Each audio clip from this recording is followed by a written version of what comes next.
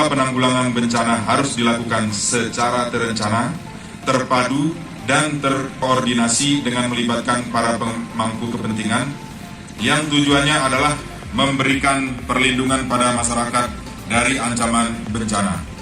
Terkait dengan hal tersebut, pengurangan risiko bencana merupakan bagian penting dalam pengelolaan bencana.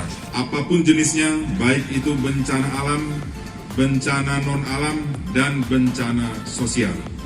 Untuk itu, yang sangat diperlukan adalah bagaimana kita bisa membangun pemahaman, kesadaran, kepedulian, dan tanggung jawab semua pihak tentang pentingnya upaya penanganan bencana yang dimulai dari sebelum, saat, dan sesudah terjadinya bencana.